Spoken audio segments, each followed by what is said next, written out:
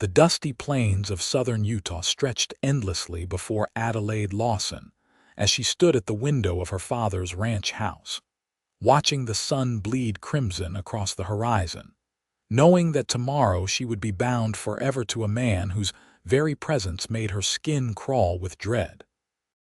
She pressed her palm against the glass, feeling the residual heat from the day seeping through, and tried to steady her breathing. 20 years old, and already her life felt like a noose tightening around her neck. Her father had made the arrangement 6 months ago, promising her hand to Marcus Hendricks, the wealthiest rancher in Garfield County, a man of 45 with cold gray eyes and a reputation for cruelty that extended from his livestock to his 3 previous wives, all of whom had died under mysterious circumstances. "Adelaide, come away from that window," her mother's voice called from the kitchen, weak and tired as always. "We have preparations to finish for tomorrow. Tomorrow." The word sat like lead in her stomach. Adelaide turned from the window, smoothing her worn calico dress, and made her way through their modest home in Tropic, Utah. The year was 1885, and women had precious few choices in life, especially women whose fathers had gambling debts and whose mothers were too sick to work. Marcus Hendricks had offered to pay off every cent her father owed, to provide medical care for her mother, in exchange for Adelaide as his bride. "I cannot do this, Mama," Adelaide whispered as she entered the kitchen, where her mother sat peeling potatoes with trembling hands. "That man frightens me terribly." Her mother looked up, her once beautiful face now gaunt and pale from the consumption that had ravaged her body for the past 2 years. "You think I do not know what kind of man Marcus Hendricks is. You think your father does not know." She coughed, a wet rattling sound that seemed to shake her entire frame. "But what choice do we have? Without his money I will die, your father will lose everything, and you will end up in far worse circumstances than as a wealthy man's wife. His other wives died, Mama. Everyone knows it, even if no one speaks of it openly. Then you will have to be smarter than they were." Her mother reached out and grasped Adelaide's hand with surprising strength. "You will survive, my darling girl. You are stronger than you know." Adelaide wanted to believe that, wanted to feel that strength her mother spoke of, but all she felt was a hollow despair that seemed to consume everything else. She spent the rest of the evening mechanically helping with preparations, folding the simple cream-colored dress that would serve as her wedding gown, packing the few belongings she would take to the Hendricks ranch, moving through the motions while her mind screamed for escape. That night, sleep eluded her. She lay in her small bed staring at the ceiling beams, listening to the coyotes howling in the distance. Somewhere out there was a life she would never live, adventures she would never have, a love she would never know.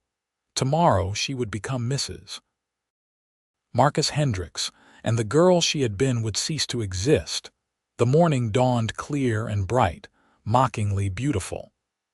Adelaide dressed slowly, her fingers fumbling with the buttons of her wedding dress. Her mother came to help, braiding Adelaide's long auburn hair and weaving in small white flowers they had gathered from the garden. "You look beautiful," her mother said, tears streaming down her hollow cheeks. "I am so sorry, my darling. I am so very sorry." Adelaide embraced her mother carefully, afraid the fragile woman might break. "It is not your fault, Mama. You did not ask to become ill. You did not ask for any of this." They held each other for a long moment before her father's gruff voice called from the front room. "Adelaide, the wagon is here. Time to go." Her heart hammering against her ribs, Adelaide picked up her small carpetbag and walked through the house one final time, memorizing every detail. The kitchen table where she had eaten thousands of meals. The rocking chair by the fireplace where her mother used to hold her and sing lullabies. the window where she had spent countless hours dreaming of a different life. The wagon waiting outside was fine, much finer than anything her family owned, painted black with brass fittings that gleamed in the morning sun. The driver was a hard-faced man who did not meet her eyes, and sitting beside him was one of Marcus Hendricks' ranch hands, clearly sent to ensure the merchandise was delivered as promised. Adelaide climbed into the wagon bed, where a single wooden chair had been placed for her comfort. Her father handed up her carpet bag but could not seem to look at her directly. "You will be well cared for," he muttered, the words sounding like he was trying to convince himself more than her. "Hendricks is a man of means." She said nothing, knowing that if she tried to speak, she would either scream or sob, and she refused to give her father the satisfaction of either. The wagon lurched into motion, and Adelaide watched her childhood home grow smaller and smaller until it disappeared entirely behind the red rock formations that characterized this part of Utah. The journey to the Hendricks Ranch took nearly 3 hours, winding through spectacular canyon country that Adelaide barely saw through the haze of her despair. She tried to pray, tried to find some reserve of courage or acceptance, but found only a yawning emptiness where her future should have been. Finally, they turned up a long drive lined with cottonwood trees, and the Hendricks ranch house came into view. It was impressive, she had to admit, a sprawling 2-story structure built of lumber that must have cost a fortune to transport to this remote location. Corrals and outbuildings spread in every direction, and she could see dozens of cattle grazing on the irrigated fields beyond. The wagon pulled to a stop in front of the main house, and Adelaide forced herself to climb down with as much dignity as she could muster. The front door opened, and Marcus Hendricks himself emerged onto the wide porch. He was a tall man, broad-shouldered and barrel-chested, with iron-gray hair and those cold eyes she remembered from his visits to her father's ranch. He wore an expensive suit, tailored to fit his powerful frame, and his boots were polished to a mirror shine. When he smiled at her, it did not reach his eyes. "Miss Lawson," he said, his voice deep and rough like gravel. "Welcome to your new home. I trust the journey was not too taxing." "It was fine, thank you," Adelaide managed, hating how small her voice sounded. Hendricks descended the porch steps and walked slowly around her, examining her like one might examine a horse at auction. Adelaide forced herself to stand still, to not flinch away, even as every instinct screamed at her to run. "You will do nicely," he said finally, stopping in front of her again. "The preacher is waiting inside. We will conduct the ceremony immediately, and then you will have time to settle into your quarters before supper. No time to think, no time to reconsider, no possibility of escape." Adelaide picked up her carpet bag and followed Marcus Hendricks into the house, each step feeling like walking toward her own execution. The interior was richly appointed, with heavy wooden furniture and thick carpets that must have come from back east. A severe-looking housekeeper stood waiting in the entrance hall, her expression suggesting she had seen many young brides enter this house and felt no sympathy for any of them. "Mrs. Garrett will show you where to freshen up," Hendricks said. "Be quick about it. The preacher has other business to attend to today." Adelaide followed Mrs. Garrett up the stairs to a bedroom that would apparently be hers, at least until after the wedding. It was larger than any room she had ever occupied, with a real bed frame and mattress, a wardrobe, a vanity with a mirror, and windows that looked out over the ranch. Under other circumstances, she might have been excited by such luxury. Now it felt like a gilded cage. "The washstand is there, Mrs.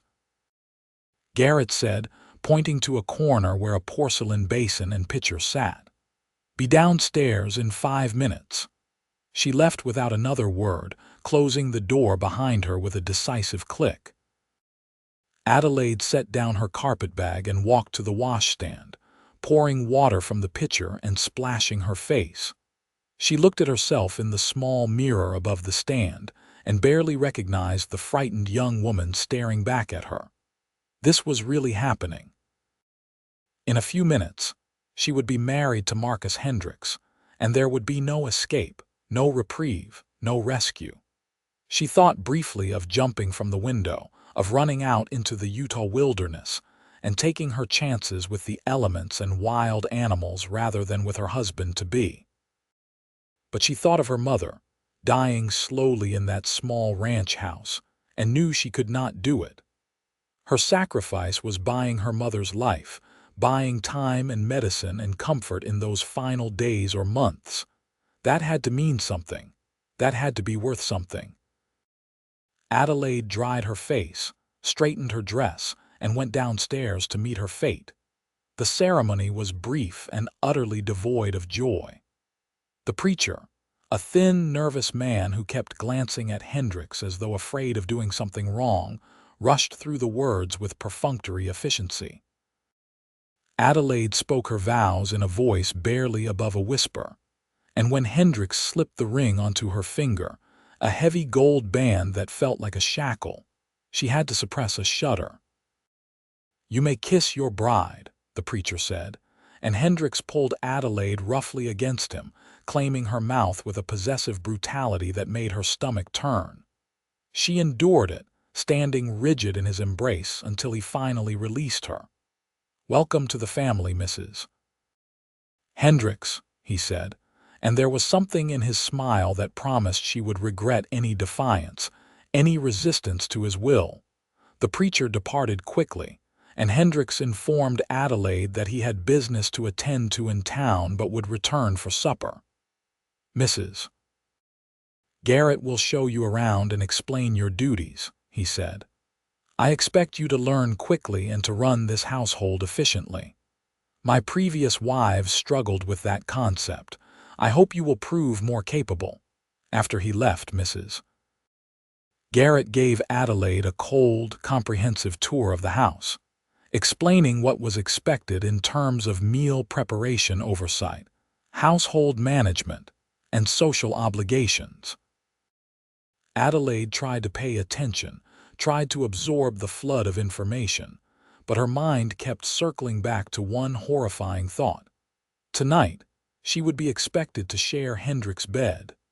The afternoon crept by with agonizing slowness. Adelaide unpacked her few belongings into the massive wardrobe, which swallowed them without any noticeable change in its emptiness. She explored the house more thoroughly, noting the locked doors and the windows that were difficult to open. She felt like a prisoner cataloging her cell. As evening approached, Mrs. Garrett informed her that Mr. Hendricks expected supper promptly at 6 o'clock, and that Adelaide should change into something more appropriate for dining. Adelaide discovered that the wardrobe, while empty of her own clothes, contained several dresses in her size, expensive gowns in rich fabrics that must have belonged to the previous Mrs. Hendricks. The thought of wearing a dead woman's clothes made Adelaide's skin crawl, but she had no alternative. She chose the simplest option, a dark blue silk that fit reasonably well, and was struggling with the buttons when she heard raised voices from downstairs. Moving to her door, she opened it quietly and heard Marcus Hendricks arguing with someone in the front hall. "I do not care what his grievances are," Hendricks was saying, his voice hard with anger. "That section of range has always been open grazing, and I will use it as I see fit." "He says you are overstepping, that you are deliberately ruining the smaller ranchers," another male voice replied, younger and with a hint of defiance that surprised Adelaide. "He says if you do not back off, there will be trouble." "Is that a threat?" Hendricks' voice dropped to a dangerous quiet. "You tell Jake Patterson that if he wants trouble, I am more than happy to provide it. Now get off my property before I have you thrown off." Adelaide heard the front door slam and quick footsteps crossing the porch. Curious, she moved to the window and looked down to see a young man striding toward the hitching post, where a beautiful chestnut horse waited.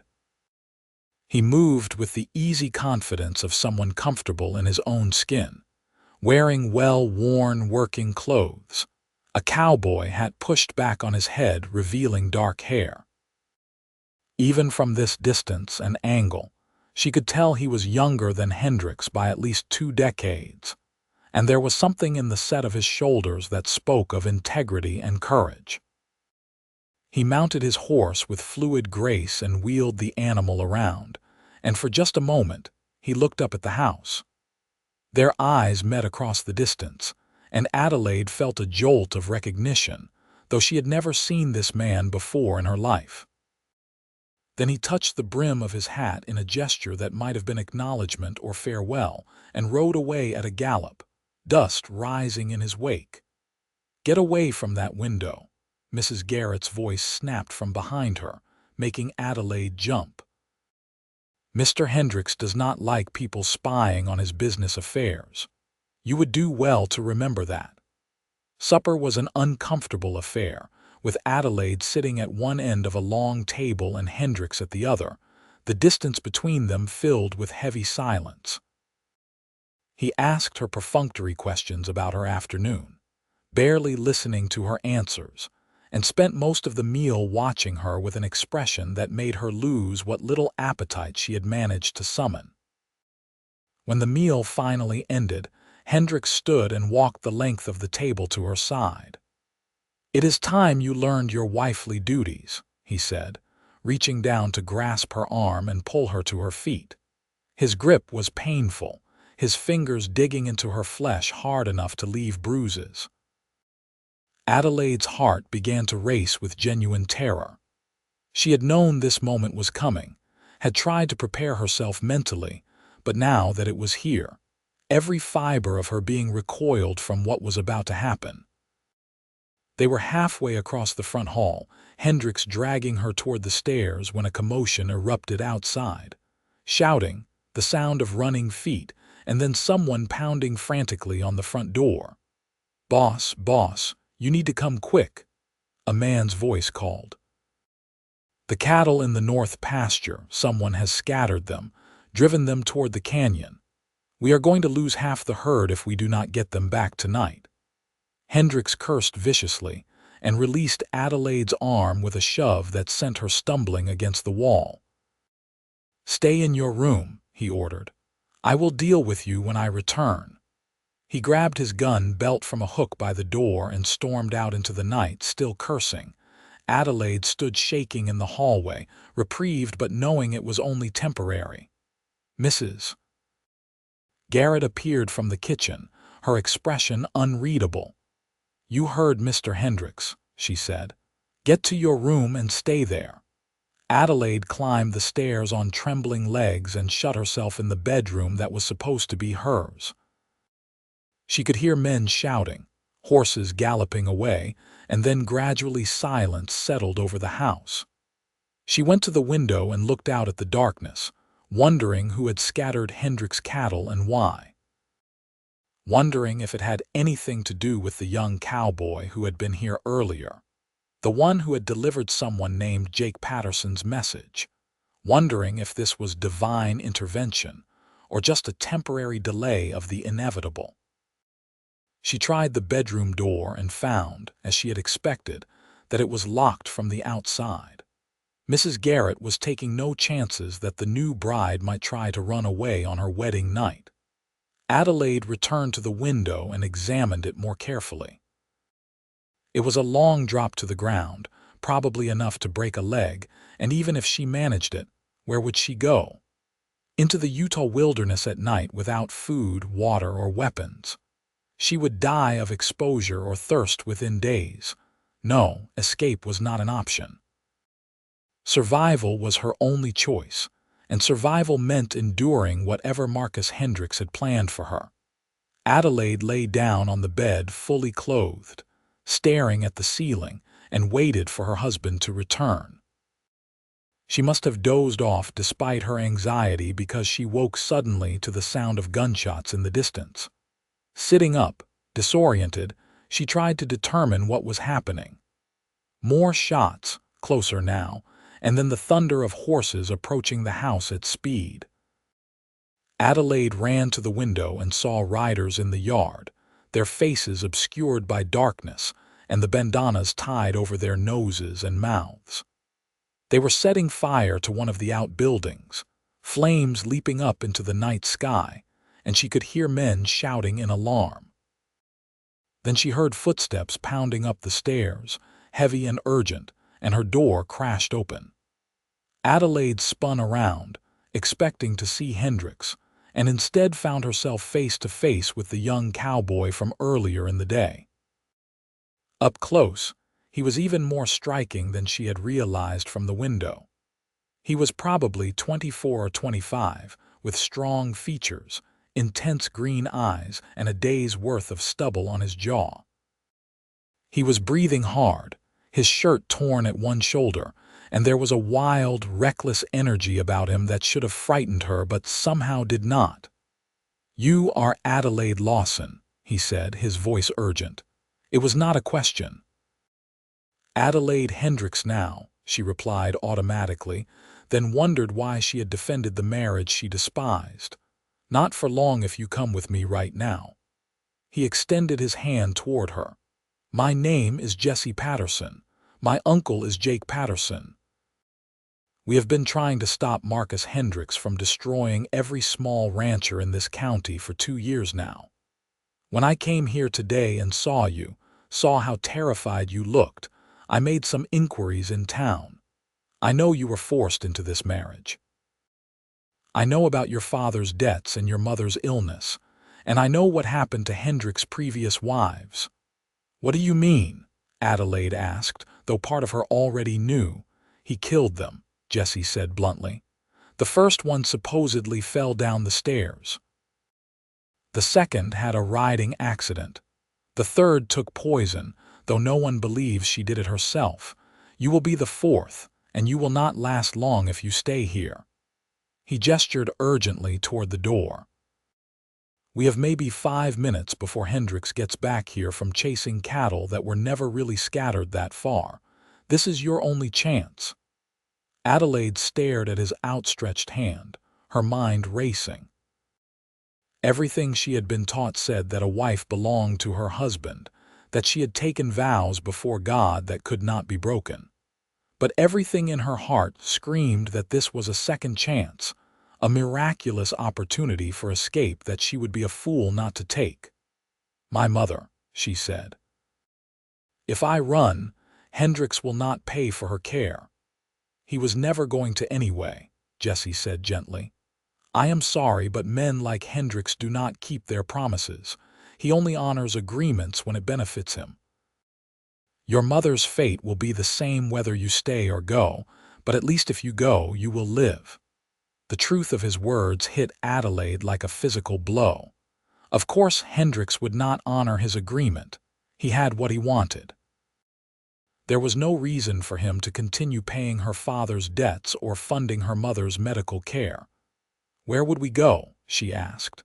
"He will come after me. He will hunt us down." "Not if you are my wife instead of his," Jesse said. "That is the only way this works. We have a preacher waiting with our group outside. If we marry you to me before Hendricks gets back, your marriage to him is invalid. You were already married to another man, which means the ceremony today was illegal and does not count." Adelaide's head spun trying to follow the logic. "But I married him first. That makes my marriage to him valid." "Only if he gets to you first and consummates it," Jesse said, and even in the crisis of the moment, she saw him flush slightly at the indelicate words. "If we marry and he has not touched you yet, we can claim you were forced into the first ceremony under duress, and that the second marriage is your true choice. It is not perfect legally, but it is enough to create sufficient doubt that Hendricks would have a hard time claiming you in court. Especially once we spread the word about how he forced a 20-year-old girl into marriage to pay off her father's debts. Public opinion will not be on his side. You would marry me? Adelaide asked, incredulous. You do not even know me. Jesse's expression softened slightly, and she saw something in his eyes that made her breath catch. I know enough, he said quietly. I know you are brave enough to stand at that window this afternoon even though you were terrified. I know you were willing to sacrifice yourself for your mother. And I know that any woman with the courage to face Marcus Hendricks deserves a better life than he would give you. He shook his head. We do not have time for this. Are you coming or not? Downstairs, Adelaide heard men shouting, heard Mrs. Garrett's voice raised in protest. They had seconds, not minutes. She grabbed Jesse's hand. He pulled her out of the room and down the hallway toward the back stairs, the servants' passage that led to the kitchen. They could hear men entering the house through the front, Hendricks' voice roaring orders, and Jesse quickened his pace, Adelaide running to keep up with him. They burst through the kitchen door where Mrs. Garrett stood blocking their path, her face set with determination. You will not take her, the older woman said. Mr. Hendricks will have you hanged for this. Get out of the way, Jesse said, his voice hard. I do not want to hurt you, but I will move you myself if I have to. Mrs.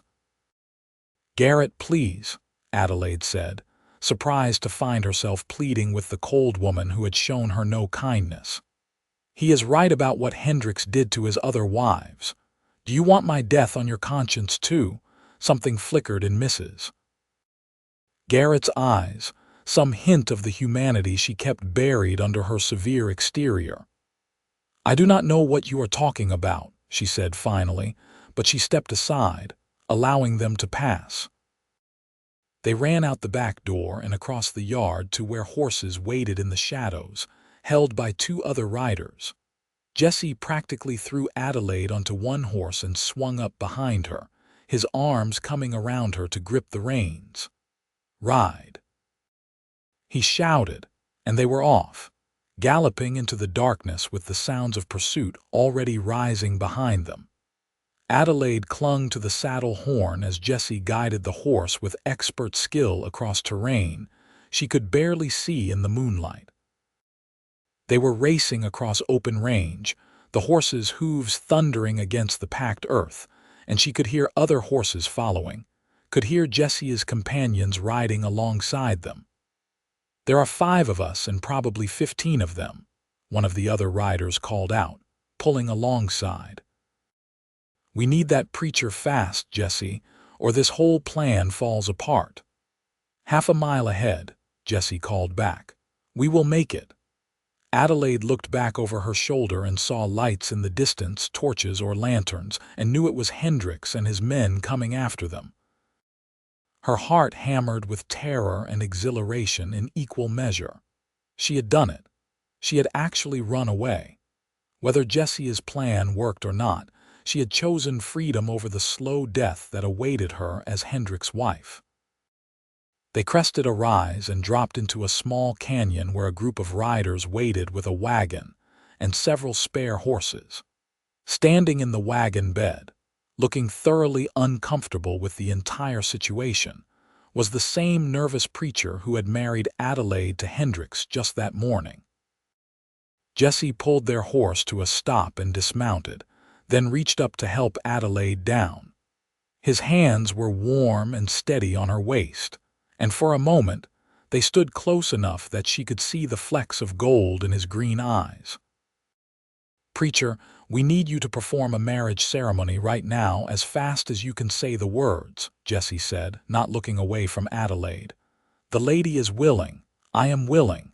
We have witnesses. This is highly irregular, the preacher protested. Is this not the same woman I married to Marcus Hendricks this very morning? That marriage was performed under duress and threats, Jesse said firmly. Miss Lawson was forced into it against her will. This marriage is her free choice. The preacher looked at Adelaide searchingly. Is this true, young lady? Are you here of your own free will? Adelaide thought about the question, really thought about it. Was she here of her own free will? Or was she simply trading one form of captivity for another, running from one forced marriage straight into a different one? She looked at Jesse Patterson, this young cowboy who had risked his life to rescue a woman he did not know, who was now offering her the protection of his name and his legal status as her husband. "Yes," she said, and realized as she spoke that it was true. This was her choice made freely, even if the circumstances were desperate. "I am here of my own free will, and I wish to marry Jesse Patterson." "They are coming," one of the lookouts shouted from the canyon rim. "Maybe 2 minutes out. Do it," Jesse said urgently. "Right now, do it." The preacher, clearly terrified of being caught between Hendricks and the group of cowboys who had essentially kidnapped him for this purpose, began racing through the marriage ceremony at breakneck speed. Adelaide barely heard the words, too focused on the sound of approaching riders and the feeling of Jesse's hand gripping hers tightly. "You take this woman to be your lawfully wedded wife," the preacher gasped out. "I do," Jesse said firmly. "Do you take this man to be your lawfully wedded husband?" "I do," Adelaide whispered. "Then, by the power vested in me by the territory of Utah, I pronounce you man and wife. Jesse, kiss your bride for God's sake, and then get out of here before we all get killed." Jesse cupped Adelaide's face in his hands and kissed her, and it was nothing like the brutal, possessive kiss Hendricks had given her. This was gentle despite their urgency, warm and sweet and promising better things to come. Adelaide felt something unfurl in her chest, something that had been clenched tight with fear for so long she had forgotten any other way to feel. "That is done then," Jesse said, pulling back and looking into her eyes. "You are Adelaide Patterson now, lawfully wed to me, and Hendricks cannot touch you." "Can I go now?" the preacher asked plaintively, and Jesse nodded, gesturing for his men to release the frightened man. The preacher scrambled onto his own horse and took off in the opposite direction from the approaching riders, clearly wanting no part of whatever confrontation was about to happen. "Get her out of here," Jesse ordered, and before Adelaide could protest, 2 of his men had pulled her onto a horse and were riding away deeper into the canyon. She twisted in the saddle, looking back, and saw Jesse and the remaining 2 men positioning themselves at the canyon entrance, preparing to face down Marcus Hendricks and his entire crew. "No, wait," she called out. "He will kill them. We have to help." "Jesse's orders were to get you to safety, madam," the cowboy holding the reins said respectfully. "He knew what he was doing when he planned this." They rode hard through the canyon, following a trail that wound between towering red rock walls, and Adelaide prayed desperately that Jesse would survive whatever was about to happen at the canyon entrance. She had known this man for less than an hour, and yet somehow the thought of him dying made her chest constrict with a pain that felt far too intense for such a brief acquaintance. Behind them, she heard gunfire, a rapid exchange that echoed off the canyon walls and made the horses nervous. The cowboys holding her urged their mounts faster, and Adelaide clung on, branches whipping at her arms and face as they raced through the darkness. They rode for what felt like hours but was probably closer to 45 minutes, finally emerging from the canyon system onto open range again. In the distance, Adelaide could see lights, a small cluster of buildings that one of the cowboys identified as the Patterson Ranch. "We will be safe there," he said. "Hendricks would not dare attack the Patterson place directly. It would bring every small rancher in the county down on his head, and even he is not powerful enough to stand against that." They rode into the ranch yard and were immediately surrounded by people, men and women both, all of them asking questions at once. Adelaide was helped down from the horse by a middle-aged woman with kind eyes and work-worn hands. "You must be Adelaide," the woman said warmly.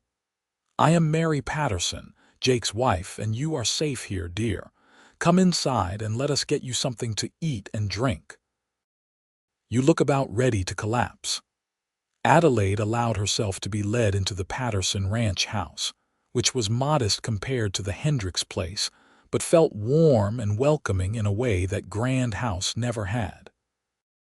She was settled into a chair at a large kitchen table, and Mary set about preparing food and coffee with efficient movements. "Will he be all right?" Adelaide asked, unable to contain the question any longer. "Jesse, I mean. Will Hendricks kill him?" Mary paused in her work and looked at Adelaide with a knowing expression. "Jesse can take care of himself, dear. He has been doing it since he was 15 years old. And he has 2 of our best men with him, not to mention the fact that they had the advantage of position.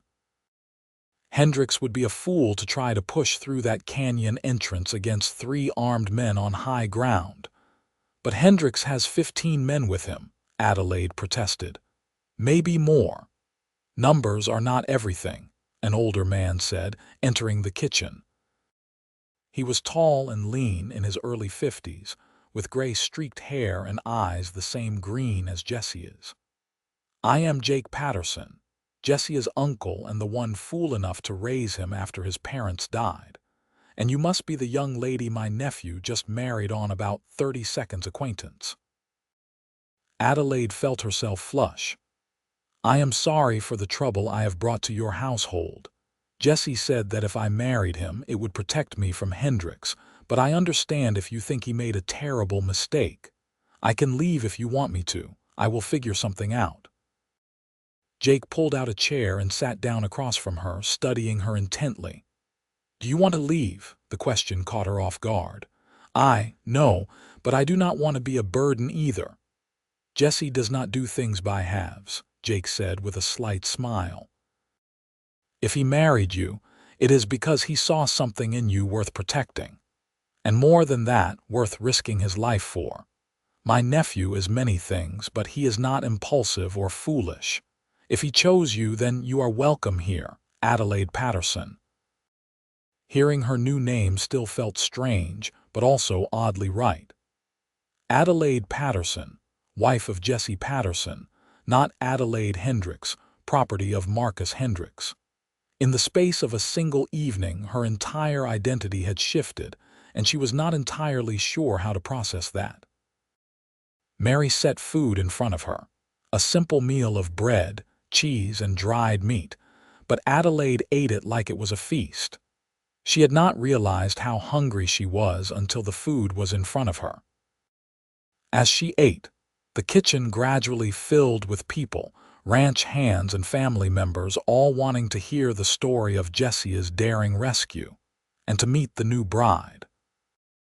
Adelaide answered their questions as best she could, but part of her attention remained focused on the door, waiting anxiously for Jesse to return. An hour passed, then 2, and with each passing minute her anxiety grew. Finally, just when she thought she could not bear the tension any longer, she heard horses in the yard and Jesse's voice calling out greetings. Adelaide jumped up from her chair and rushed to the door, reaching it just as Jesse stepped inside.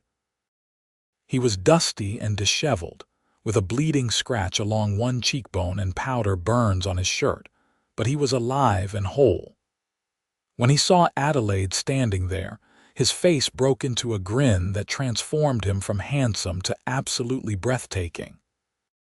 "Hello, wife," he said, and Adelaide felt tears spring to her eyes at the word, at the reality of what they had done, and the fact that he had survived. Without thinking, she crossed the space between them and threw her arms around his neck, holding him tightly. Jesse seemed surprised for just a moment, then his arms came around her waist, and he held her close, his face buried in her hair. "I thought Hendricks might kill you," she whispered against his shoulder. "Takes more than Marcus Hendricks to kill a Patterson," Jesse murmured back. "Though I will admit, it got a bit hairy there for a while. He was madder than a hornet, Adelaide. I have never seen a man so angry. He swore he would kill me, kill you, kill everyone on this ranch and burn the place to the ground." Adelaide pulled back to look at him, afraid again. Then we have brought terrible danger here. Jake and Mary and all these people, they do not deserve to suffer because of me. Jesse kept his hands on her waist, his expression serious now. Hendricks has been threatening us for 2 years. This just brings things to a head a bit sooner than they might have otherwise. But we have the law on our side now. You married me willingly in front of witnesses, and we have a certificate from the preacher to prove it. Hendricks' marriage to you is invalid because it was not legally your choice, and because you were already married to me before it could be consummated. He can bluster and threaten all he wants, but legally, you are my wife, and there is nothing he can do about it. He does not strike me as a man who cares much about the law, Adelaide said quietly. No, he is not, Jake interjected, coming to stand beside them. But we will deal with that when the time comes. For now, you two should get some rest. Mary has prepared the small cabin out back for you. It is not much, but it is private, and God knows you have both earned some peace and quiet after the day you have had. Adelaide felt her face heat at the implication. She was married now, truly married to Jesse Patterson, and there were expectations that came with that. She glanced at Jesse and saw that he was watching her carefully, his expression unreadable. "Thank you, Jake," Jesse said. "We appreciate it." He took Adelaide's hand, his calloused palm warm against hers, and led her out the back door of the ranch house toward a small cabin set about 50 yards away. The cabin was indeed small, just one room with a bed, a table, 2 chairs, and a fireplace. But it was clean and cozy, with curtains on the windows and a handmade quilt on the bed. Someone, probably Mary, had left a pitcher of water and fresh towels on the table, along with a lantern that cast a soft glow over the space. Jesse closed the door behind them, and suddenly the small space felt very intimate. Adelaide stood uncertainly in the middle of the room, her heart pounding, unsure what came next. This was her wedding night for the second time today, but the circumstances could not have been more different. "Adelaide," Jesse said gently, moving closer to her. "I need you to understand something. I married you to protect you from Hendricks, but I also married you because I wanted to. From the moment I saw you at that window this afternoon, looking so brave and so scared at the same time, I knew I had to help you. And when I held you on that horse tonight, when I kissed you in front of the preacher, I felt something I have not felt in a long time." He paused, seeming to gather his thoughts. "But I also know that everything happened very fast and you have been through hell today, so I want you to know that nothing has to happen tonight. We are married legally, and that is enough for now. I can sleep on the floor, and we can take our time getting to know each other properly." Adelaide looked at this extraordinary man who had literally swept her away from a nightmare and could barely comprehend that he was real. "You would do that, even though we are married?" "I would," Jesse said firmly. "You are my wife, Adelaide, and I will protect you and provide for you and treat you with respect. That is what marriage means to me. The rest, the intimacy and the love, those things should grow naturally. They should not be forced or rushed." Something inside Adelaide's chest cracked open, and she felt a rush of emotion so intense it brought tears to her eyes. "No one has ever treated me like I had a choice before," she whispered. "My whole life, everything has been decided for me. Where I would live, what I would do, who I would marry. You are the first person who has ever asked me what I want." Jesse reached up and gently wiped the tears from her cheeks. "Then let me ask you now, what do you want, Adelaide? Right now, in this moment, what do you want?" Adelaide thought about the question, really thought about it. What did she want? She wanted to feel safe, which she did here with Jesse. She wanted to feel valued and respected, which she also did. But more than that, she realized, she wanted to feel connected to this man who had given her back her life. She wanted to know him, to understand what had driven him to such a reckless rescue. She wanted to stop feeling so terribly alone. "I want you to hold me," she said quietly. "I want to feel like I am not facing everything by myself anymore, and I want to know more about you. Who is Jesse Patterson? Why did you risk everything to save me?" A smile played at the corners of Jesse's mouth. "Those are questions I can answer," he said. He took her hand and led her to the bed, where they sat side by side, close but not quite touching. "I am 25 years old, and I have lived on this ranch with my Uncle Jake since I was 15.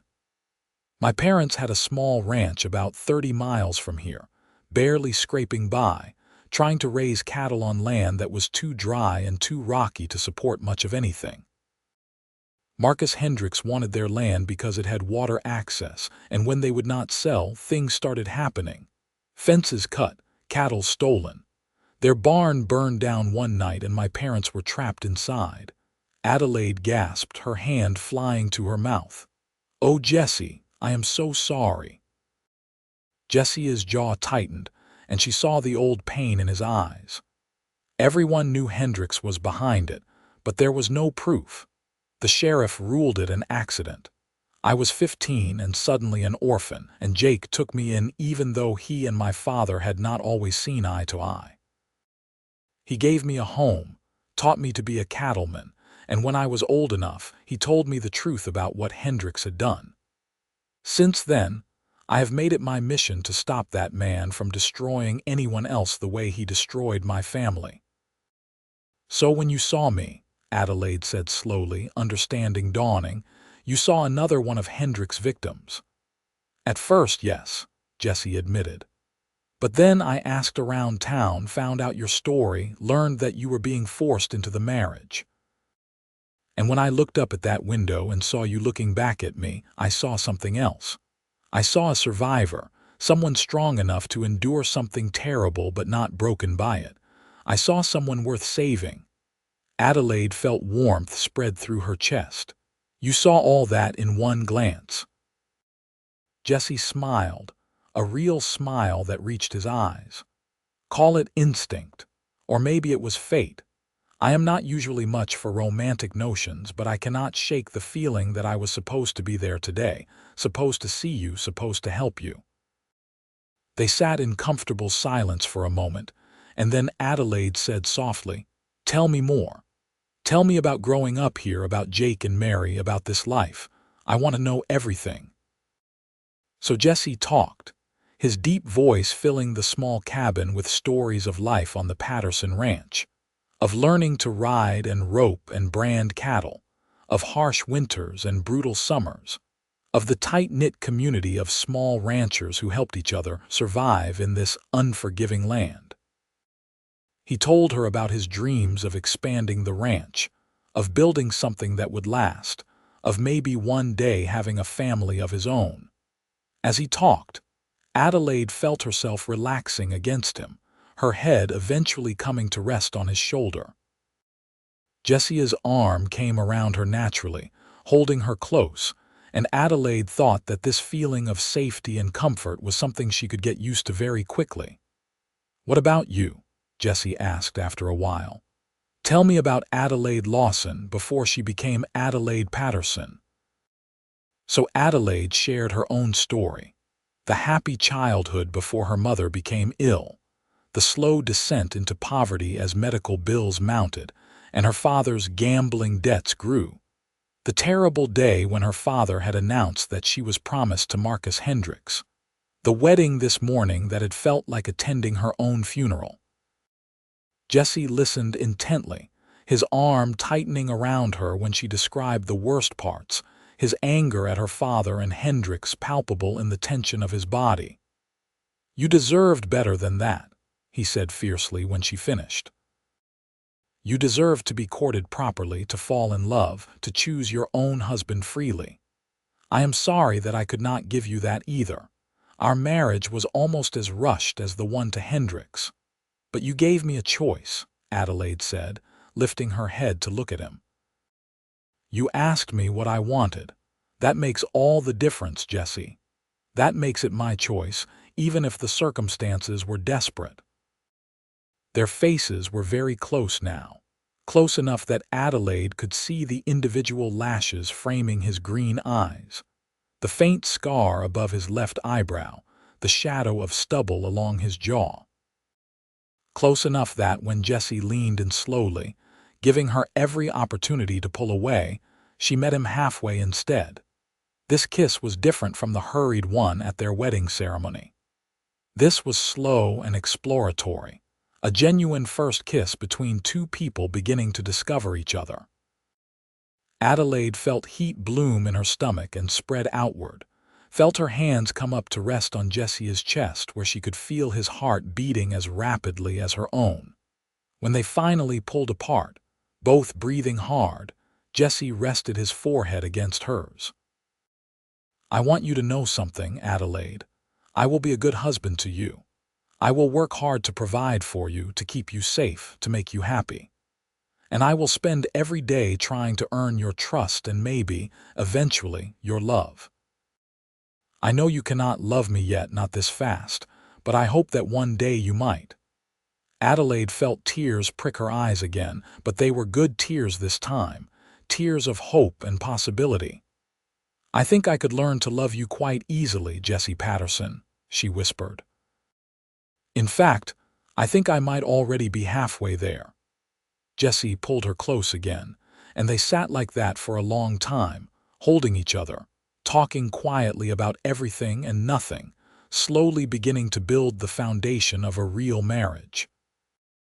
Eventually, exhaustion caught up with both of them, and they lay down together on the bed, fully clothed, Adelaide curled against Jesse's side with his arms around her. "We are going to be all right," Jesse murmured as Adelaide's eyes drifted closed. "I promise you, Adelaide. We are going to build a good life together." Adelaide believed him. For the first time in longer than she could remember, she believed that good things were possible, that she had a future worth looking forward to. She fell asleep feeling safe and cherished, and when she dreamed, it was not of the nightmare she had escaped, but of the new life stretching out before her. Morning came too soon, sunlight streaming through the cabin windows and birdsong filtering in from outside. Adelaide woke slowly, disoriented for a moment, and then remembered where she was and why. She was at the Patterson ranch. She was married to Jesse. She was free from Marcus Hendricks. Jesse was still asleep beside her, his face peaceful in repose, one arm thrown across her waist. Adelaide took a moment to study him properly in the daylight. He was handsome, certainly, with strong features and that dark hair that fell across his forehead, but it was more than that. There was a fundamental goodness about him that she could sense even after such brief acquaintance. He was the kind of man who rescued strangers because it was the right thing to do, who kept his promises, who treated women with respect and dignity. She had married a good man. Against all odds, her second wedding day had brought her not another monster but a genuine hero. Jesse's eyes opened and he smiled when he saw her watching him. "Good morning, wife," he said, his voice still rough with sleep. "How did you rest?" "Better than I have in months," Adelaide admitted. "I kept waiting to wake up and find it was all a dream, that I was still in that other house waiting for Hendricks to come back." Jesse's expression darkened at the mention of Hendricks. "You will never have to go back there. I swear it, Adelaide. Whatever happens, whatever Hendricks tries, I will keep you safe." A knock at the cabin door interrupted them, and Mary Patterson's voice called out, "Are you two decent? I have breakfast and Jake needs to talk to you both." Jesse and Adelaide hastily straightened their clothes and opened the door to find Mary holding a basket covered with a cloth. She smiled at them warmly and handed over the basket. "Eat quickly," she said. "There is news from town and it is not good. Jake is waiting at the main house." They ate the biscuits and bacon Mary had brought while walking to the ranch house, both of them anxious about what news awaited them. In the kitchen, They found Jake sitting at the table with several other men, all of them looking grim. "Marcus Hendricks rode into Tropic at dawn," Jake said without preamble. "He is swearing out complaints against Jesse for kidnapping, theft, and assault. He has the sheriff and half the town council on his payroll, so they are treating his claims seriously. There is a warrant out for your arrest, Jesse, and the deputy will probably be here by this afternoon to take you in." Adelaide felt her blood run cold.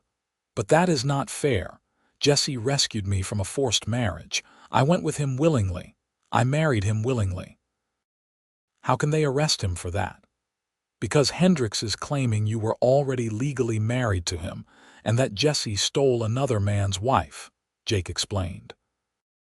"In the eyes of the law, the first marriage is the valid one unless you can prove it was entered into under duress or without your consent. And unfortunately, the preacher who performed that ceremony is saying you appeared to consent freely." "Because I did not want my mother to die." Adelaide cried. "Because my father gave me no choice. How is that free consent? In a court of law with a judge who was not in Hendricks' pocket, you would have a good case," Jake said. "But here in Garfield County, with Hendricks owning most of the officials, you would never get a fair hearing." "So what do we do?" Jesse asked, his voice hard. "I am not going to turn myself in to Hendricks' pet sheriff and spend months in jail waiting for a trial that will be rigged against me anyway." "No, you are not," Jake agreed, "which is why I think you and Adelaide need to leave. Head north to Salt Lake City. File your marriage papers there, get statements from the preacher who married you, and petition the territorial government for protection. Make enough noise that Hendricks cannot bury this quietly. Get the territorial marshal involved if you can." "That will take weeks," Jesse protested. "Maybe months. And what about the ranch? What about you and Mary and everyone here? Hendricks will retaliate against you for helping us." "We can handle Hendricks," Jake said firmly. "We have been dealing with his threats and his intimidation for years. What we cannot do is protect you from a corrupt legal system. If they get you in jail, Adelaide will be vulnerable, and Hendricks will find a way to get to her. The only way to keep her truly safe is to get her out of his reach and build a legal case strong enough that even his money and influence cannot overcome it." Jesse looked at Adelaide, conflict clear in his expression. "It is your choice," he said. "We can stay and fight here, or we can run and fight from a distance. Either way, it will be dangerous and difficult." Adelaide thought about it, thought about what made the most sense. She hated the idea of running, of letting Hendricks drive them away from Jesse's home and family. But she also recognized the wisdom in Jake's plan. Here, Hendricks had all the power. Elsewhere, they might be able to find allies and support. "We should go," she said finally. "We should go to Salt Lake City and do everything we can to make our case legally unassailable. It is not running away. It is fighting smart." Jesse nodded slowly, then looked at his uncle. "How soon should we leave?" "Within the hour if possible," Jake said. "I will give you supplies, money, and 2 good horses. Head north. Stay off the main roads and do not stop in any town long enough for word to reach Hendricks about where you are.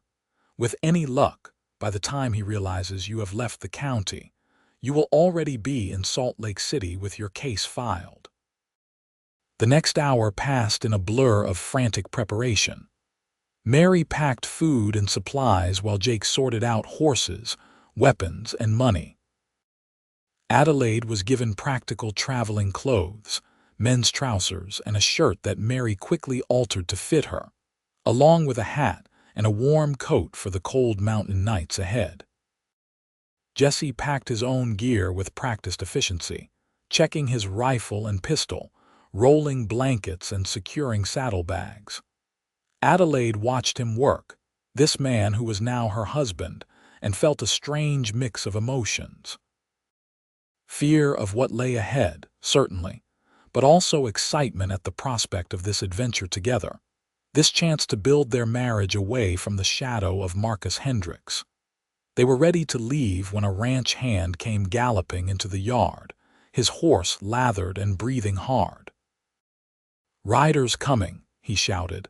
"At least a dozen, maybe more, and I saw the sheriff's badge on one of them."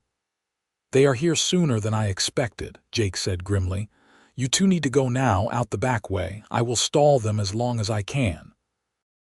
Jesse grabbed Adelaide's hand and pulled her toward the horses that were already saddled and waiting. They mounted quickly, Jesse on a big bay gelding and Adelaide on a smaller chestnut mare, and kicked the horses into a gallop, racing away from the ranch house toward the hills beyond. Behind them, Adelaide could hear shouting, could hear Jake's voice raised in protest, and she prayed they would make it far enough away that the sheriff would not bother pursuing them. She focused on riding, on keeping her seat as the mare stretched out into a full run, following Jesse as he led them up a narrow trail into the foothills. They rode hard for the better part of an hour before Jesse finally slowed to allow the horses to catch their breath. Looking back, Adelaide could see no sign of pursuit, just the vast red rock landscape of southern Utah stretching out behind them. "You think they followed us?" she asked, breathing hard herself from the exertion and fear. "I do not know," Jesse admitted. "But we are not going to wait around to find out. We will rest the horses for a few minutes, then keep moving. We need to put as many miles between us and Tropic as possible before nightfall." They continued north, following trails that Jesse seemed to know by instinct, winding through canyons and across high desert plateaus. The landscape was breathtaking, all red rock and blue sky, but Adelaide barely noticed it, too focused on the constant fear that they would hear pursuing horses behind them. As the sun began to set, painting the sky in brilliant shades of orange and purple, Jesse led them to a small canyon with a trickle of water running through it. "We will camp here tonight," he said. "No fire, though. We cannot risk the smoke giving away our position." They unsaddled the horses and rubbed them down, then shared a cold supper of the bread and dried meat Mary had packed for them. As darkness fell and the temperature dropped, they spread their blankets in a sheltered spot beneath an overhang of rock, huddling together for warmth. "Are you all right?" Jesse asked softly, his arm around Adelaide's shoulders. "This is not exactly the honeymoon I would have chosen for us." Adelaide laughed, a slightly hysterical sound. "I think running from a murderous rancher and a corrupt sheriff qualifies as an adventure, not a honeymoon. But yes, I am all right." Scared, certainly, but also strangely exhilarated. "For the first time in my life, I feel like I am doing something, taking action instead of just letting things happen to me." "You are very brave," Jesse said, and she could hear the admiration in his voice. "Most women in your position would be in hysterics by now." "Oh, give me time," Adelaide said wryly. "I am sure the hysterics are coming, but for now I am too busy surviving to fall apart." They fell silent, listening to the night sounds of the desert, the distant howl of coyotes and the rustle of small creatures moving through the brush. Adelaide found herself thinking about her mother, wondering if she was all right, if her father had told her what happened, if she was worried about Adelaide. She hoped her mother would understand, would know that Adelaide had chosen life over a slow death as Hendricks' victim. "Tell me about Salt Lake City," Adelaide said after a while, wanting to focus on where they were going rather than what they had left behind. "Have you been there before?" "A few times," Jesse said. "It is a big city, at least by Utah standards. Lots of people, lots of activity. The territorial government is there, and the courts and the marshal's office. If we can get our case heard by the right people, we should be able to get protection from Hendricks and legal recognition of our marriage. And if we cannot," Jesse was quiet for a moment, "then we keep running." maybe to Colorado or Wyoming, maybe all the way to California, wherever we need to go to be safe and to be together. Adelaide turned in his arms so she could see his face in the moonlight. You would do that. You would leave your home, your family, your whole life, just to keep me safe. Adelaide, you are my wife, Jesse said simply. Where you go, I go. That is what the vows mean. For better or worse, in good times and bad. We are in the bad times right now, but I have faith that better days are coming. And wherever we end up, as long as we are together, I can build a new life. Adelaide felt tears sting her eyes for what seemed like the 100th time in the past 24 hours. How can you be so certain? You barely know me, Jesse. What if you made a terrible mistake? What if I am not worth all of this trouble? Jesse cupped her face in his hands, his expression serious.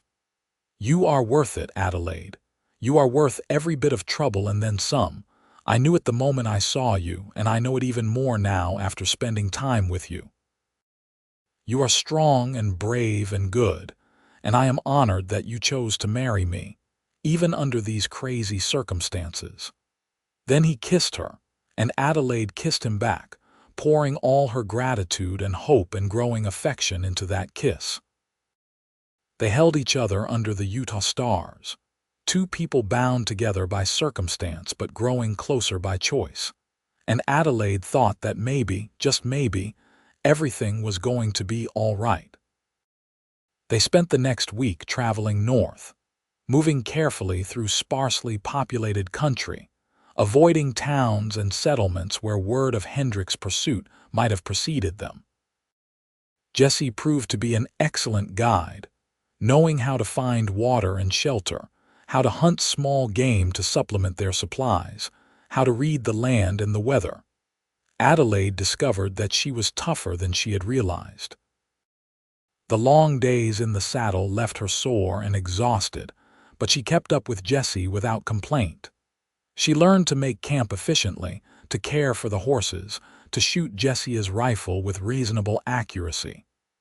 Each day, she felt herself becoming stronger, more capable, more confident. And each night, as they lay together under the stars, she felt herself falling more deeply in love with her husband. Jesse was patient and kind, teaching her the skills she needed to survive this journey without ever making her feel inadequate or foolish. He told her stories of his childhood, of his parents, of his dreams for the future. He asked about her life, her hopes, her fears, and actually listened to her answers as though they mattered. On the 8th night of their journey, camped beside a small stream in the Wasatch Mountains, Jesse announced that they were only a day's ride from Salt Lake City. Tomorrow, we will arrive in the city, find a boarding house, and file our marriage papers with the territorial clerk, he said. Then we will seek an audience with the marshal and explain our situation. With any luck, we will have official protection within a few days. And if Hendricks comes after us there, he will have a much harder time operating in Salt Lake City than he does in Garfield County, Jesse said confidently. The law actually means something there. He cannot just buy off the whole government. We will be safe, Adelaide, I promise. That night, perhaps because they knew their desperate flight was nearly over, perhaps because they had spent more than a week learning to trust each other completely, things shifted between them. When Jesse kissed her, there was a new urgency to it, and when Adelaide kissed him back, she held nothing in reserve. Adelaide, Jesse breathed against her lips. Are you sure? I am sure, she whispered back. I want this, Jesse, I want you. We are married, we are safe for the moment, and I want to truly be your wife in every way. So under the stars, with the sound of the stream running nearby and the horses grazing contentedly a short distance away, Jesse and Adelaide consummated their marriage. It was tender and a little awkward, as first times often are, but it was also beautiful and right, a true joining of two people who had chosen each other against all odds. Afterward, they lay tangled together, Jesse tracing lazy patterns on Adelaide's arm while she rested her head on his chest, listening to his heartbeat. "I love you," Jesse said quietly. "I know it is fast. I know we have only known each other for a little over a week, but I am certain of it." "I love you, Adelaide Patterson." Adelaide felt warmth flood through her entire body. "I love you too," she said, and realized as she spoke that it was absolutely true. She loved this brave, honorable, remarkable man who had risked everything to save her. "I think I started loving you the moment you crashed through that bedroom door and offered me your hand." Jesse laughed softly. "That was quite an entrance, was not it? Not exactly conventional courtship." "I have had enough of conventional to last me a lifetime," Adelaide said. "I much prefer our story, dramatic rescue, and all." They made love again as the night deepened, slower this time, learning each other's bodies and responses, building the physical intimacy that would sustain their marriage through whatever challenges lay ahead. When they finally fell asleep, still wrapped in each other's arms, Adelaide felt a peace and contentment she had never experienced before. Whatever the future held, they would face it together. Morning brought clear skies and cool mountain air. They broke camp early, both eager to reach Salt Lake City and begin the process of securing their future legally. The final day's ride took them down out of the mountains and into the Salt Lake Valley, where Adelaide got her first glimpse of the territorial capital. Salt Lake City was indeed impressive by Utah standards. A planned community laid out in wide streets and square blocks, with buildings of brick and stone rather than the rough, wood construction common in smaller settlements. The Mormon temple was under construction, its walls rising impressively in the center of the city, and Adelaide could see evidence of prosperity and organization everywhere she looked. Jesse led them to a respectable boarding house near the center of town, where the proprietor, a stern-looking woman in her 50s, agreed to rent them a room by the week. Adelaide was grateful for the chance to wash properly for the first time in days, to sleep in a real bed, to eat a hot meal at a proper table. The next morning, they went to the territorial clerk's office and filed their marriage papers, presenting the certificate signed by the preacher who had married them. The clerk examined the documents carefully, made note of the date and time of the ceremony, and officially recorded their marriage in the territorial records. "This is a legal marriage, properly documented and witnessed," the clerk confirmed. "No one can claim otherwise, regardless of what might have happened before." From there, they went to the marshal's office, where Jesse requested a meeting with the territorial marshal himself. It took some persuasion and the promise of information about corruption in Garfield County to get them in the door, but eventually they found themselves sitting across a desk from Marshal William Thorne, a grizzled lawman in his 50s with sharp eyes and a no-nonsense demeanor. Jesse laid out the entire story, from Hendricks' reputation for murdering his wives to Adelaide's forced marriage to their escape and subsequent pursuit by the corrupt local sheriff. Marshal Thorne listened intently, occasionally making notes, his expression growing increasingly grim as the tale unfolded. "Marcus Hendricks," the marshal said when Jesse finished. "I know that name. We have had suspicions about him for years, but he has always been too clever to leave evidence we could use. His wives' deaths always looked like accidents or suicides, and he had enough money and influence to bury any investigation before it started." He looked at Adelaide. "You are certain you were forced into that marriage, that you did not consent freely?"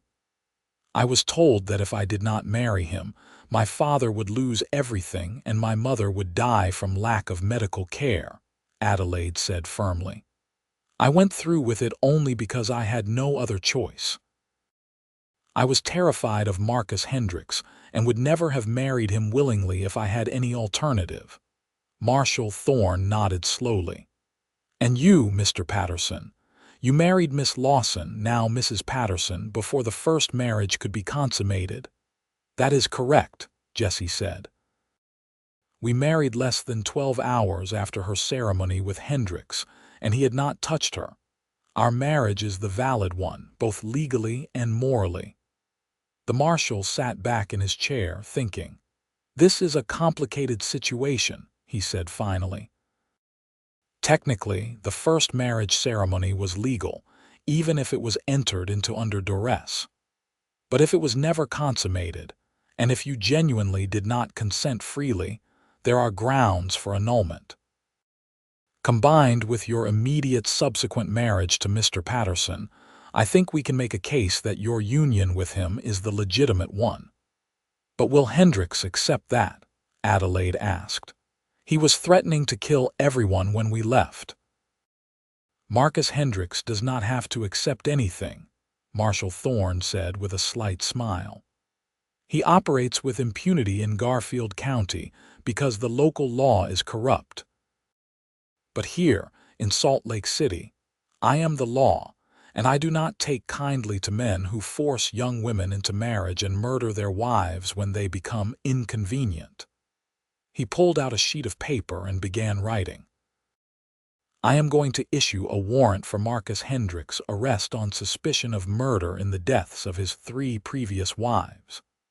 I am also going to send a deputy marshal down to Garfield County to investigate the corruption in the sheriff's office.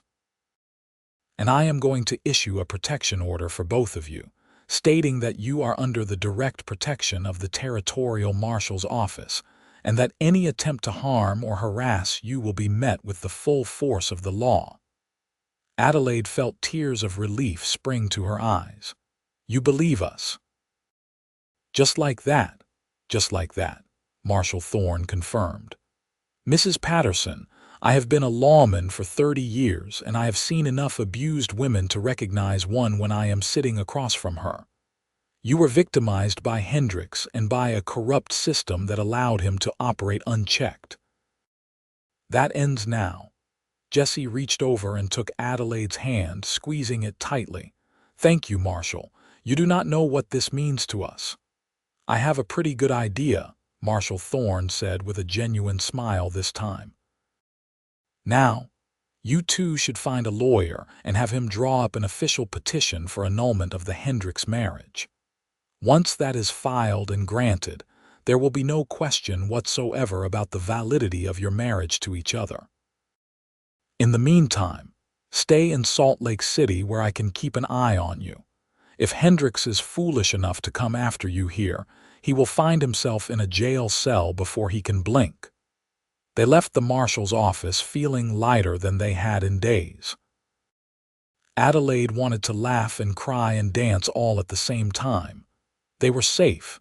They were legally protected. Their marriage was recognized and secure. What do we do now? She asked Jesse as they walked back toward their boarding house. Now, we start building our life together, Jesse said, pulling her close and kissing her temple. We find that lawyer, we get the annulment paperwork filed, and then we figure out what comes next. Maybe we stay in Salt Lake City for a while. Let me find work here until things settle down. Or maybe we head back to Garfield County once Hendricks is arrested and the corruption is cleaned out. Whatever we do it together. Over the next few weeks, they did exactly that. They found a lawyer who was happy to take their case and filed the annulment petition with the territorial court. Marshal Thorne sent his deputies to Garfield County and began building a case against Marcus Hendricks that included testimony from ranch hands who had witnessed his cruelty, medical reports about the suspicious deaths of his wives, and evidence of bribery and corruption in the local sheriff's office. Jesse found work at a lumber mill in Salt Lake City, honest labor that paid well enough to support them comfortably.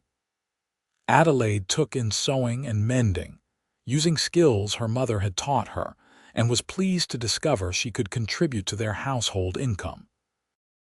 They made friends in the city, other young couples building their lives, and Adelaide experienced for the first time what it was like to be part of a community where she was valued and respected. She wrote letters to her mother, carefully worded so as not to give away their location, and was overjoyed when she received a reply saying that her mother was proud of her for escaping Hendricks and was receiving medical care from a different doctor, paid for by the church community after Adelaide's situation became known. 2 months after their arrival in Salt Lake City, word reached them through Marshal Thorne that Marcus Hendricks had been arrested and was awaiting trial for the murders of his 3 previous wives. The corrupt sheriff had been removed from office, and a new, honest lawman appointed in his place. Garfield County was cleaning house and Hendricks' reign of terror was over. "It is safe to go home now," Jesse told Adelaide that evening. "If you want to, that is. We could stay here in Salt Lake City. I have work, we have friends, we could build a good life here." Adelaide thought about it carefully. She had grown to love the city, the bustle and activity, the sense of possibility. But she also knew that Jesse's heart was in Garfield County, on the ranch with his uncle and the community he had grown up in. "Let us go home," she said finally. "Let us go back to the ranch and help Jake and Mary rebuild what Hendricks tried to destroy. Let us raise our family there, in that beautiful red rock country, and make sure that nothing like this ever happens again." Jesse's face broke into a brilliant smile. "Are you sure? You would be happy on a remote ranch after experiencing city life?" "I would be happy anywhere with you," Adelaide said honestly. "But yes, I want to go back.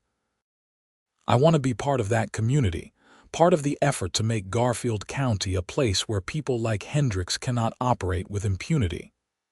And besides," she added with a shy smile, "I think our children should grow up knowing their extended family." Jesse's eyes widened. "Adelaide, are you saying?" "I am saying that in about 7 months we are going to need a nursery," Adelaide confirmed, her smile growing wider. "I wanted to be sure before I told you, but yes, Jesse, we are going to have a baby." Jesse let out a whoop of joy and swept Adelaide into his arms, spinning her around despite her laughing protests that he would make her dizzy. When he finally set her down, he kissed her thoroughly, then dropped to his knees and pressed his face against her still flat stomach. "Hello in there," he said softly. "This is your father. I cannot wait to meet you." Adelaide ran her fingers through his hair, overwhelmed with love and gratitude for this extraordinary man who had given her so much. A year ago, she could never have imagined this future, this happiness, this love. She had been facing death in the form of Marcus Hendricks, and instead, she had found life in the form of Jesse Patterson. They returned to Garfield County 3 weeks later, traveling openly this time, with no need to hide or fear pursuit. The Patterson Ranch welcomed them back with open arms, Jake and Mary overjoyed to have them home and thrilled about the coming baby. Life settled into a comfortable rhythm. Jesse returned to his work on the ranch, and Adelaide discovered that she enjoyed the challenges of frontier life, learning to garden in the harsh Utah soil, to preserve food for the long winters, to manage the chaos of a working ranch. She also became involved in the territorial women's movement, speaking openly about her experiences and advocating for laws that would protect women from forced marriages and domestic abuse. Marcus Hendricks was convicted of 3 counts of murder and sentenced to death by hanging. Adelaide attended the trial but not the execution, feeling no satisfaction in his death, only relief that he could never hurt anyone else. His property was divided among his victims' families, providing some small measure of justice for the lives he had destroyed. Adelaide's mother came to live with them for the final months of her life, Mary and Adelaide caring for her together in a room they prepared specially. She died peacefully in her sleep, holding Adelaide's hand, having seen her daughter safe and happy and loved. The baby came in early spring, a robust boy with Jesse's green eyes and Adelaide's auburn hair. They named him Thomas Jesse Patterson, and he was welcomed into a community that had fought hard to create a safe, just place to raise children. More children followed over the years, 2 more sons and a daughter, and Adelaide and Jesse built a sprawling addition onto the cabin where they had spent their first night together as a married couple. The ranch prospered under Jake and Jesse's joint management, and Adelaide's advocacy work led to real reforms in territorial law regarding marriage and women's rights. On their 10th wedding anniversary, Jesse took Adelaide back to the canyon where they had stopped to marry during their desperate flight from Marcus Hendricks. It looked different in daylight, peaceful rather than threatening, and they stood together looking out over the red rock landscape that had become their home. "Do you ever regret it?" Jesse asked, his arm around Adelaide's waist. "The way we came together, how fast everything happened, all the chaos and fear." Adelaide leaned into him, thinking about the question. She thought about the young woman she had been, standing at that window in Hendricks' house, certain her life was over. She thought about the desperate ride through the darkness, the rushed wedding ceremony, the week spent fleeing through the wilderness. She thought about everything that had happened since, the joys and sorrows, the challenges and triumphs, the deep abiding love that had grown between them. "Not for one moment," she said finally. "Not a single moment, Jesse. You gave me my life back. You gave me a future I never dreamed possible. You gave me love and family and purpose. How could I possibly regret any of that?" Jesse kissed her temple, his embrace tightening. "I was so scared that day," he admitted. "When I decided to go after you, I had no plan beyond getting you away from Hendricks. I had no idea if you would even come with me, if you would agree to marry me, if any of it would work. I just knew I had to try." "I am very glad you did," Adelaide said softly. "And I am very glad I was brave enough to take your hand when you offered it." They stood together in comfortable silence, watching the sun paint the red rocks in shades of gold and crimson. And Adelaide thought about how dramatically life could change, how a single moment of courage could alter the course of everything. She had been promised to a cruel man, but a cowboy had stolen her away and made her his lawful wife, and in doing so, had given her something infinitely more precious than safety or security. He had given her the chance to truly live. Years continued to pass in happiness and purpose. Their children grew strong and healthy, learning the values of hard work and integrity that Jesse and Adelaide modeled every day. Young Thomas grew into a serious, thoughtful boy who loved working with the cattle. His brothers, William and Charles, were more adventurous, always exploring the canyons and getting into mild trouble.